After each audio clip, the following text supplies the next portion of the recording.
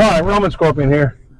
This is my new Power Wagon 2500 Ram 6.4 liter. Great truck, ultra comfortable. 6.4 liter. My miles per gallon isn't the best. I mean, you're lucky to get sometimes 10, 11. Right now, I'm getting I think about 11 and a half, according to the ultra intelligent computer that we all know is never accurate. I've done the bullet point magnetic phone chargers and carbon fiber pedestals and all of that stuff. Bolts right in, 2 screws. The double-sided tape it comes with is a whole kit. Absolutely awesome. Can't say anything bad about it, other than I wish that they had the cables that plug in that are sized correctly, so you don't have to wrap them around all over the place to get it done.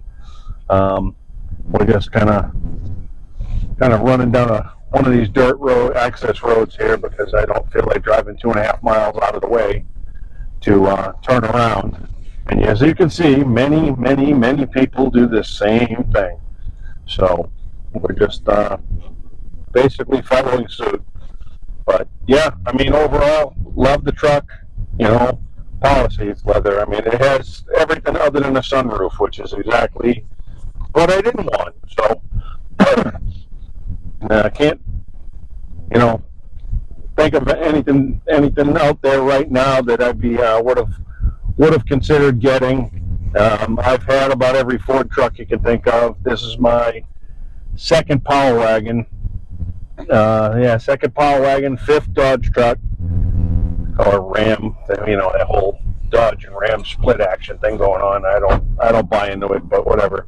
But Ford trucks. If I was going to do diesel, I would go with a Ford. But it's what I've always run. I just don't have a need for a diesel to run to the store and that type of stuff as a daily use type of thing. So love the truck. Bought it at Nile Maxwell, Chrysler, Dodge, Jeep, Ram. Price on the truck was fair. My salesman was, he was straightforward and that type of thing. There was a couple little issues with them. They like to say things and not put things on paper, and then try to slip in the whole, hey, well, you need the ceramic coating and the glass treatment and all of it, and I don't buy into any of that stuff. They say they do it to every one of their vehicles, but yet I haven't yet to see a video of them showing any of their vehicles having it done. So other than the lip service, I think of actually saying that it was done, that's about all I think you're actually buying. That's just my personal opinion. I'm not by any means saying that that's exactly what it is, but in my humble opinion, that's the way I feel. I don't see anything at all that says that, or they couldn't show me that they actually did it. You got cameras all over the dealership. You can't tell me you can't pull up a video showing that being done. But hey, that's a them thing. I didn't pay for it. Told them I wouldn't. Told them I didn't ask for it. It was their move to put it on there and do all of that stuff, and they didn't complain about it. They just said okay. So either the markup on the vehicle was $5,000 more than what they, and they were able to eat it up in that, more than what the normal is, or they really didn't care because it really wasn't done. So it is what it is. But I do like the lifetime powertrain warranty and stuff that they give you. That is definitely a bonus. I've already used it to pull in a 20-foot enclosed trailer from over here in Austin, Texas, all the way down to Ocala, Florida, and back. Does everything it should do. It does have the Ram side boxes, which I really do like. It's a lot easier than messing around with the toolbox in the bed of the truck. But yeah, overall, I would definitely recommend one of these.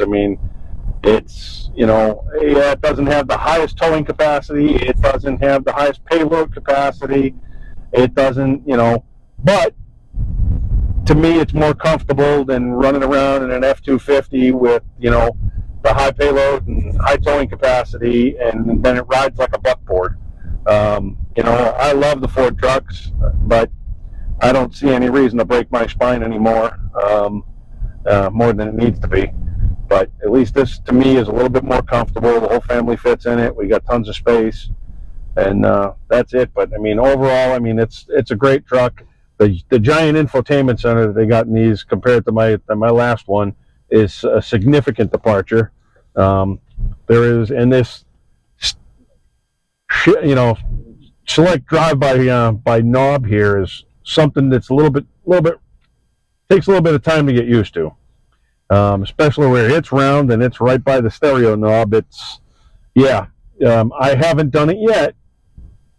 Not saying it won't be done. Haven't done it yet, but you know, I can see that it has happened. I've read about it online. I've seen many videos of others saying that they've done it and reached down to go change or increase the volume on the stereo and throw their thing into, you know, or whatever, you know what I mean, just shift it into a different gear and, you know, try to lower it and end up going into park, that type of stuff. And the truck won't let you do that anyway. Even if you spin that knob, it's just going to flash. It may beep, but it's not just going to randomly throw it into reverse.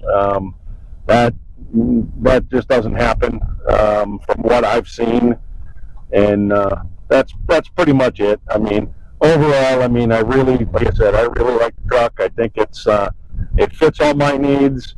I think that it's definitely something that's, you know, worth the money. I know that they hold their value really well, and you know, I'm gonna jump out real quick, do a quick walk around, and you know, overall, it's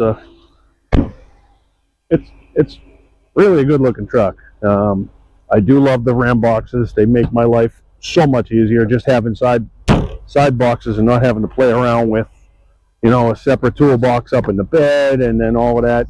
I did change the tires. Went to the 37s. I did a tire carrier in the bed because the factory location underneath will not hold that size tire. But you know, needs a bath, but it's a truck. It's meant to be ridden around off-road. So, and I've done that quite a bit. Kind of updated a bunch of stuff on it. I changed out a couple different things on it, changed shocks on it, and did a few things. But you know, overall, it's a really good truck. It's really reliable. Haven't had any issues as far as that goes. You know, I think it's definitely something that's worth the money. I would definitely look into these bullet point magnetic chargers. These actually charge the iPhones and that type of stuff, you know, all that deal.